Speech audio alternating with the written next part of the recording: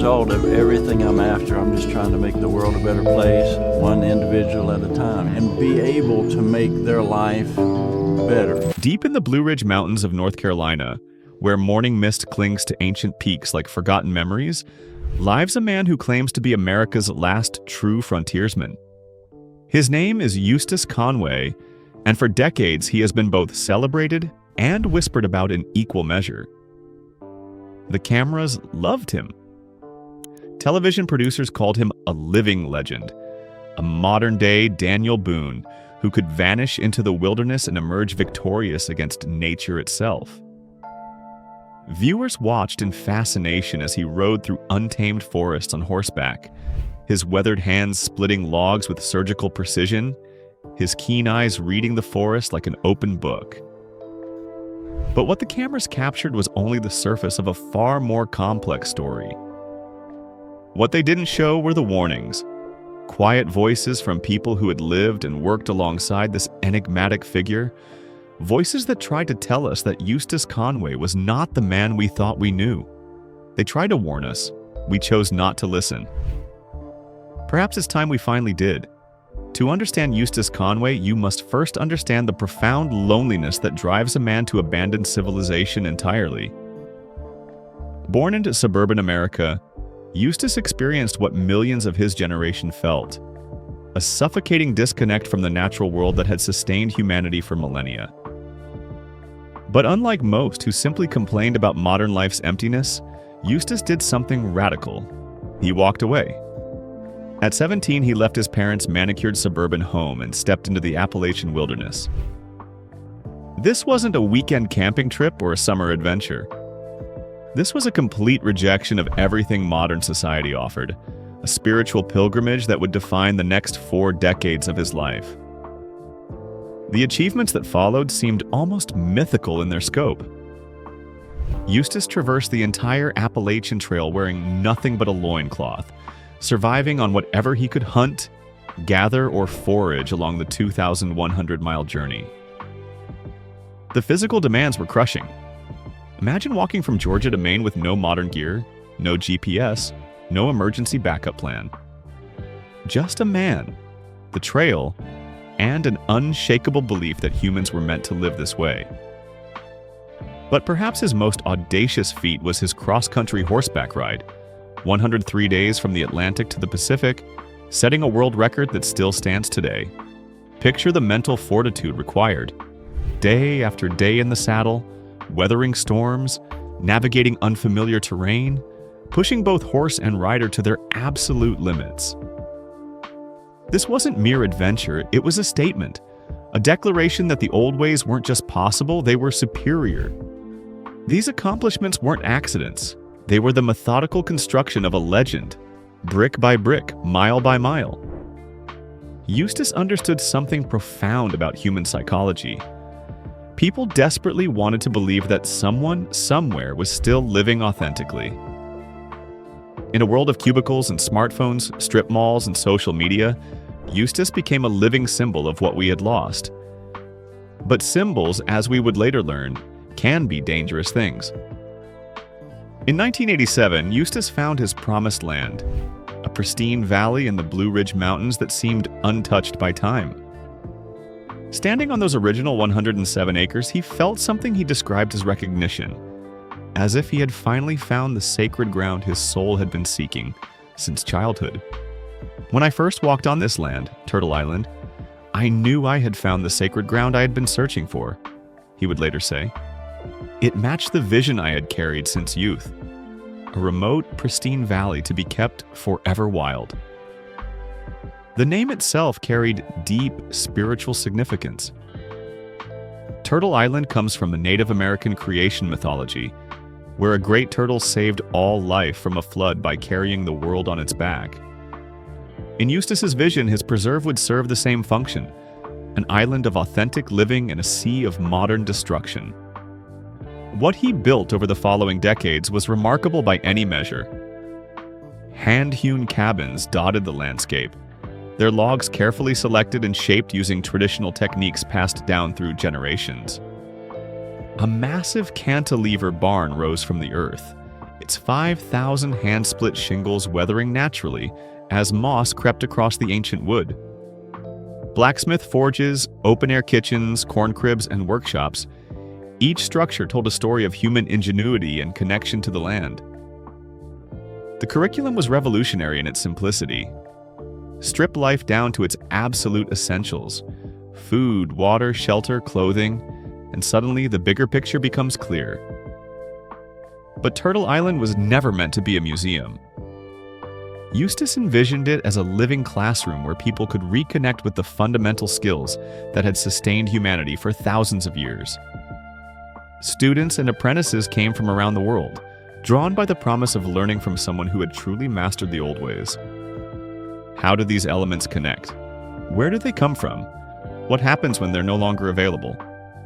We break rocks to make stone tools, bend bark to fashion baskets, and spin sticks to create fire, Eustace explained to countless visitors. We drive horse and buggy, plow gardens, dry wild plants, cook stinging nettle, watch the morning light first hit the treetops, and lift a rock in a stream to see what mysteries reside there. This wasn't primitive living for its own sake. This was education in the deepest sense, teaching people to see themselves as part of a larger web of life rather than separate from it. When the History Channel approached Eustace about starring in Mountain Men, they offered him something irresistible: a platform to share his message with millions. The show, which premiered on May 31st, 2012, promised to showcase people who had chosen to live far from modern society, surviving on what nature provided. For Eustace, it seemed like divine providence. Here was an opportunity to reach people he could never attract to Turtle Island, to plant seeds of awareness in minds across America. The show would follow his daily life, capturing the reality of living off the grid in an age of constant connectivity. But there was a problem, one that Eustace himself acknowledged with uncomfortable honesty. "I think television's terrible, so it's a paradox." The contradiction ran deeper than simple philosophical differences. Television, by its very nature, demands drama. Quiet moments of contemplation don't make good TV. The slow, methodical work of living sustainably lacks the explosive action that keeps viewers engaged. So the producers did what producers do. They crafted a narrative. The Eustace Conway, who appeared on Mountain Men, was a carefully curated version of himself. Gone were the complexities, the philosophical struggles, the moments of doubt and vulnerability that define any authentic human experience.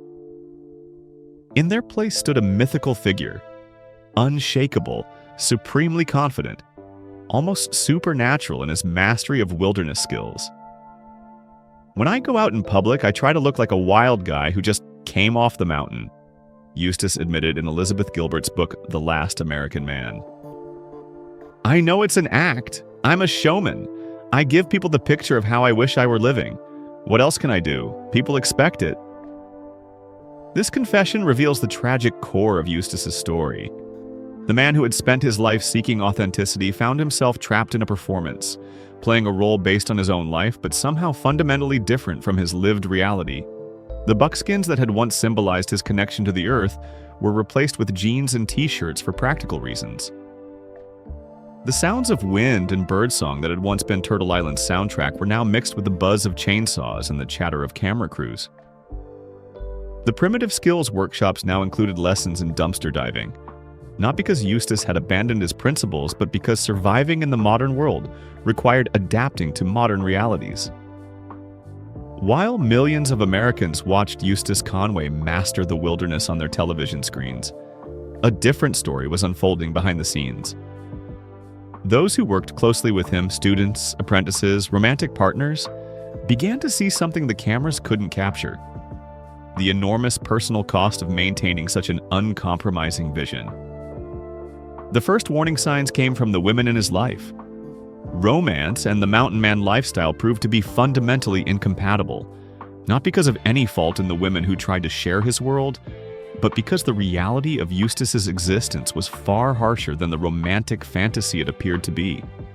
They came to Turtle Island imagining adventure and freedom, moonlit rides through ancient forests, cozy evenings by crackling fires, a life of simple pleasures far from modern complexity. What they found instead was backbreaking labor from dawn to dusk, food that was often scarce and always plain, hands blistered from endless chores, feet frozen during brutal mountain winters, and summers plagued by clouds of biting insects. But perhaps most challenging was the isolation. Not just physical isolation from modern conveniences, but emotional isolation from a man whose entire identity was built around not needing anyone or anything beyond what he could provide for himself. Dozens of relationships ended the same way. Initial fascination giving way to exhaustion, hope crumbling under the weight of Eustace's unrelenting standards.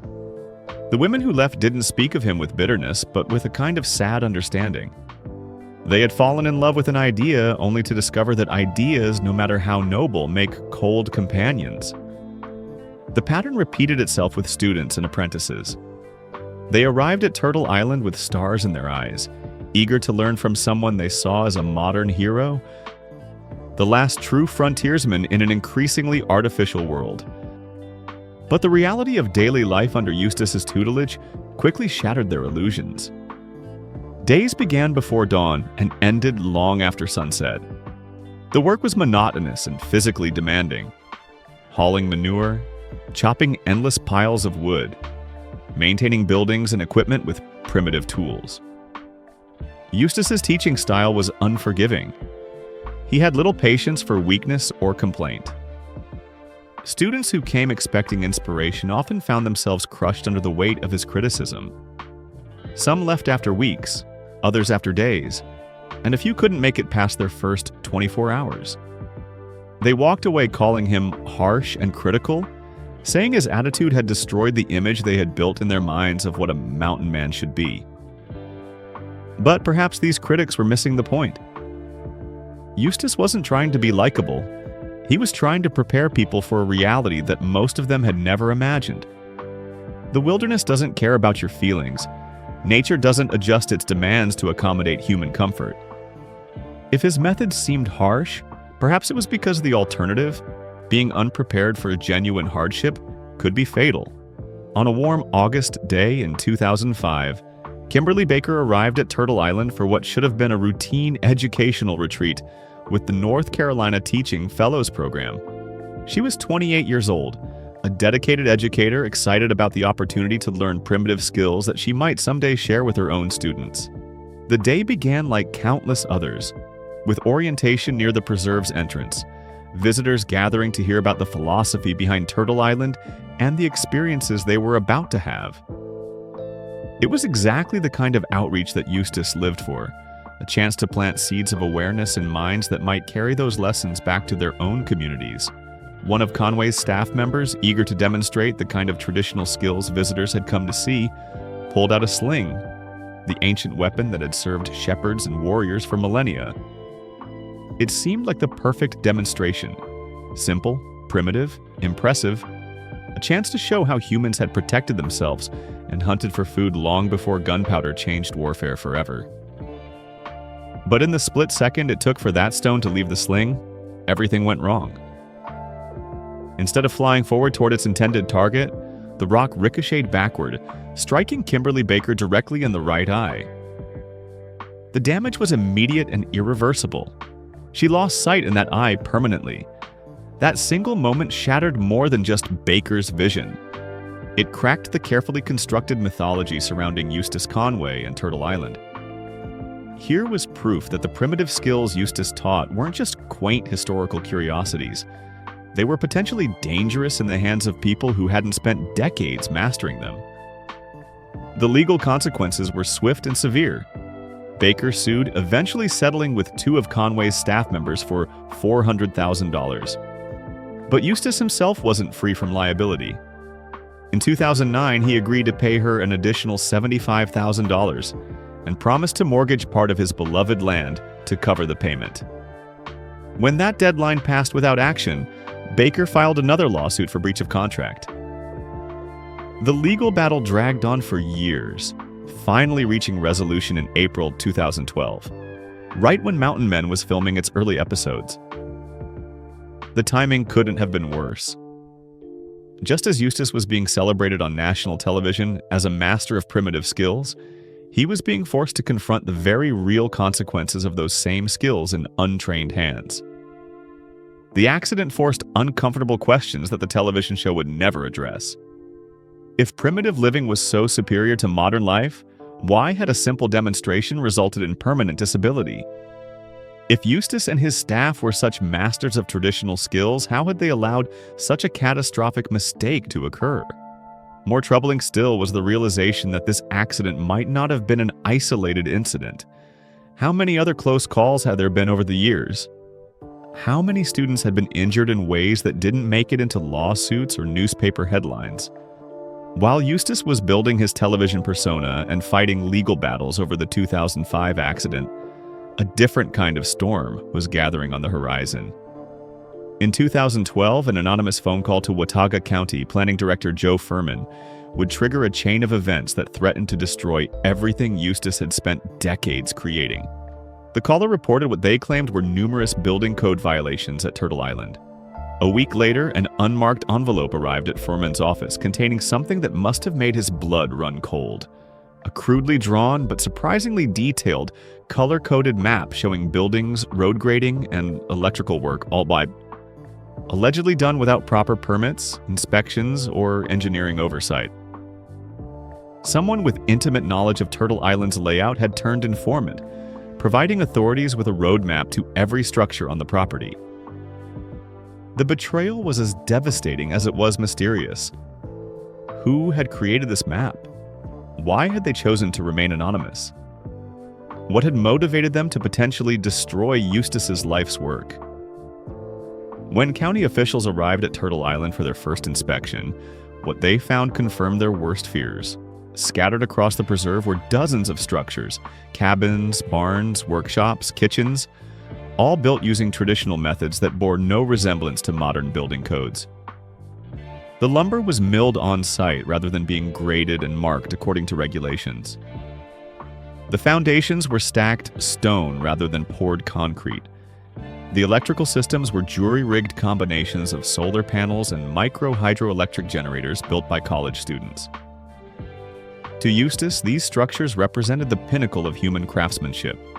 Buildings created using techniques passed down through generations, constructed from materials harvested from the land itself, designed to work with nature rather than against it.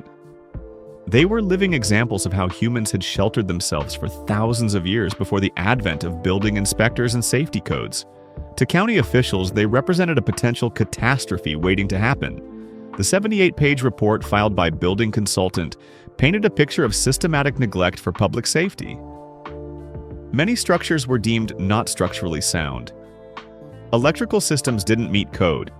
Chimneys were improperly vented. Outhouses intended for public use lacked proper septic systems. The consultant's final recommendation was as stark as it was devastating. Get a court order to vacate Turtle Island immediately to protect the lives of the public and the interns working there. What followed was more than a legal dispute over building codes and safety regulations. It became a philosophical battle between two fundamentally different ways of understanding what it means to live safely and authentically in the modern world. From Eustace's perspective, the county's demands were not just unreasonable, they were antithetical to everything he was trying to teach. How could he demonstrate primitive living skills inside modern cookie-cutter buildings that stripped away every connection to traditional craftsmanship? How could students learn to trust their own abilities if they were surrounded by structures that assumed human incompetence at every turn? The buildings at Turtle Island weren't just shelters, they were teaching tools. The hand-hewn logs showed visitors how humans had worked with wood before power tools. The stone foundations demonstrated how to work with natural materials. The improvised electrical systems proved that it was possible to harness renewable energy without depending on massive corporate infrastructure. But to county officials, these philosophical arguments were irrelevant. Their job was to enforce safety standards that had been developed through decades of learning from catastrophic failures. Building codes weren't arbitrary bureaucratic inventions. They were written in blood, incorporating lessons learned from fires, collapses, and other disasters that had killed and injured thousands of people over the years. The tragedy was that both sides were right within their own frames of reference. Eustace genuinely believed that modern safety regulations had made people helpless and dependent, unable to assess and manage risk for themselves. County officials genuinely believed that those same regulations were all that stood between visitors to Turtle Island and potential disaster. As the legal battle escalated, it began to attract attention far beyond Watauga County. Letters poured into government offices from supporters who saw the case as an attack on individual freedom and self-sufficiency. One petition asked pointedly, "Are government officials upset that someone can survive without them?" The controversy grew so intense that politicians felt compelled to intervene. The Republican-led state legislature introduced a bill specifically designed to exempt primitive camps and farms from strict building codes.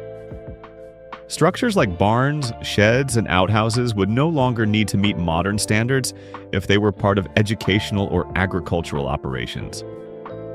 Governor Pat McCrory signed the legislation into law on June 12, 2013. By the end of that month, Turtle Island was open again, and Eustace was back in business. It seemed like a complete victory, the power of grassroots activism, overcoming bureaucratic overreach. But the victory came at a cost. The legal battle had revealed something troubling about Eustace's relationship with the modern world he claimed to reject. Despite his rhetoric about self-sufficiency and independence, Turtle Island's survival had ultimately depended on political connections, media attention, and legislative intervention. The man who preached the value of standing alone had been saved by the very system he spent his life criticizing. As the dust settled from the building code battle, a more complex picture of Eustace Conway began to emerge. The man who had become famous for living simply real, Turtle Island's official motto, was himself caught between multiple realities that didn't always align. On camera, he remained the confident mountain man, effortlessly mastering every challenge nature could throw at him. But away from the cameras, he was increasingly candid about the contradictions in his life. Standing in the breezeway of his horse barn on a humid summer day, talking to a group of campers and interns, he made an admission that cut to the heart of his dilemma. "Life out here isn't as dramatic as they wanted it to be," he said, referring to the television producers who had made him famous. That single sentence revealed the impossible position he had put himself in. The show that had given him a platform to spread his message had also trapped him in a performance that bore only partial resemblance to his actual existence. The reality was that Eustace had never achieved the complete self-sufficiency that his public image suggested. He was refreshingly honest about this when pressed. Because he wanted horses but lacked sufficient pasture, he had to buy hay. The preserve still used fuel for vehicles and purchased some food from stores. Solar panels and micro-hydroelectric systems provided some electricity, despite his decades of living without it. For Eustace, these compromises weren't failures. They were practical accommodations to the realities of living in the 21st century while trying to preserve ancient wisdom. But they complicated his message in ways that television couldn't easily address. How do you package authenticity when authenticity itself involves constant negotiation between ideals and reality? The confusion wasn't limited to philosophical questions. Practical visitors to Turtle Island sometimes felt deceived when they encountered modern conveniences that seemed to contradict everything they had expected. One visitor accused Eustace of cheating when they saw him using a chainsaw to cut firewood. His response revealed both his pragmatism and his frustration with others' expectations. "This isn't a game or some reality show trick," he explained patiently. "This is how I keep my home warm in the winter." He had been heating with wood for 30 years. While he owned axes and cross-cut saws for emergencies, he saw no reason to suffer unnecessarily when modern tools could accomplish the same task more efficiently. Perhaps the most revealing aspect of Eustace Conway's story was his clear-eyed assessment of whether his way of life could ever gain widespread adoption. Despite decades of trying to convert people to simpler living, he had reached a sobering conclusion. Americans would never voluntarily give up their modern comforts for a life like his. This realization had forced him to completely rethink his approach. Instead of asking people to abandon electricity, he began showing them how to generate it in environmentally sustainable ways. Instead of condemning modern technology, he started exploring how it could be used more consciously and with greater awareness of its true cost. The transformation was both pragmatic and heartbreaking. After inviting thousands of people to experience life without electricity at Turtle Island, not a single one had given it up when they returned home. The lesson was clear. People wanted to feel connected to nature and traditional skills, but they weren't willing to sacrifice the conveniences that made modern life comfortable and safe. So Eustace adapted. He built a small hydroelectric system on a creek at Turtle Island, showing visitors that renewable energy was possible on a human scale. Many left inspired to create their own systems, even if they weren't ready to abandon the electrical grid entirely. It was progress, even if it wasn't the radical transformation he had originally envisioned. But adaptation came with its own costs. The Eustace Conway of 2013 was a different man from the one who had first walked onto that pristine mountain valley in 1987. The buckskins had been replaced with practical clothing. The sounds of pure wilderness had given way to the buzz of chainsaws and generators. The preserve that was supposed to demonstrate how humans had lived for millennia now included lessons in dumpster diving alongside traditional hunting and gathering skills. Each compromise made practical sense, but together they represented a fundamental shift in what Turtle Island represented. Was it still a window into humanity's past, or had it become something else? A kind of hybrid existence that borrowed from both ancient wisdom and modern necessity. Second, teaching and sharing knowledge is often more valuable than perfect personal practice. Eustace's greatest contributions didn't come from his ability to live in complete isolation, but from his willingness to open Turtle Island to visitors, to share his skills and perspectives, to engage with people who were curious about different ways of living. The thousands of people who learned specific skills or gained new perspectives from their encounters with his work represent a more lasting legacy than any individual achievement. Third, authenticity isn't about purity. It's about honest engagement with complexity. The Eustace Conway who admitted the contradictions in his life, who acknowledged the performance aspects of his public persona, who adapted his methods to meet changing circumstances, was more authentic than the mythical figure who supposedly had all the answers. Finally, the tension between ideals and reality isn't a problem to be solved. It's a creative force to be managed. Eustace's struggles with maintaining his vision while dealing with legal battles, television contracts, and practical necessities weren't signs of failure. They were signs that he was attempting something genuinely difficult and important, trying to preserve ancient wisdom in a world that often seems designed to make such preservation impossible. As of this writing, Eustace Conway continues to operate Turtle Island Preserve, offering workshops and educational programs to visitors who want to learn traditional skills and experience life closer to nature. The preserve has survived legal challenges, personal tragedies, and the inevitable changes that come with time and circumstance.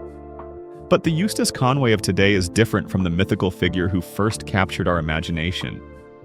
He's more transparent about the complexities and contradictions of his life. He's more willing to discuss the practical accommodations he's made to live in the modern world while preserving ancient wisdom. He's more focused on teaching specific skills and perspectives than on converting people to a complete lifestyle transformation. In some ways, this evolution represents a loss. The romantic vision of the perfect mountain man, living in complete harmony with nature, has given way to a more complicated reality. But in other ways, it represents a gain. The lessons that Eustace Conway can teach us now are more practical, more achievable, and ultimately more useful than the impossible standards suggested by the mythology. The people who tried to warn us about Eustace Conway weren't trying to destroy his reputation or discredit his achievements. They were trying to help us see past the mythology to the more complex and ultimately more valuable human being underneath. They wanted us to understand that the real lessons of his life couldn't be learned from watching television or reading simplified accounts of his adventures. The real lessons required understanding the struggles, the compromises, the moments of doubt and adaptation that don't make it into the heroic narratives. They required seeing Eustace Conway not as a mythical figure who had transcended human limitations, but as a human being who had dedicated his life to grappling with questions that most of us prefer to ignore. In the end, the warnings about Eustace Conway were never meant to destroy him. They were meant to remind us that no human being can live as a myth forever. Behind the image of a flawless mountain man was a person, brilliant, stubborn, contradictory, and deeply human. The real lesson isn't that we should abandon modern life completely or chase an impossible dream of total self-sufficiency. The lesson is that authenticity lives in the small choices we make every day. Growing something with our own hands, learning a forgotten skill, slowing down long enough to hear the forest, the river, and the wind. Eustace's story forces us to face the same question he lived with. How do we balance our ideals with the compromises reality demands? There is no perfect answer, only the courage to keep trying. And perhaps that is what we were being warned about all along. Not to worship the myth, but to embrace the man. And through him, to look more honestly at ourselves. Because the wilderness does not ask for perfection. It asks only that we show up, raw, flawed, human, and willing to learn. So now the question becomes yours. Will you keep chasing the myths? Or will you take your own first step toward living authentically? If you found meaning in this story, share your thoughts in the comments. Do you believe it's possible to live authentically in today's world? And if so, what small step will you take? Thank you for watching. If this journey resonated with you, don't forget to like this video, share it with others who seek truth, and subscribe for more deep stories that challenge the way we see the world. The mountains are still waiting, the path is still open. The choice, as always, is yours.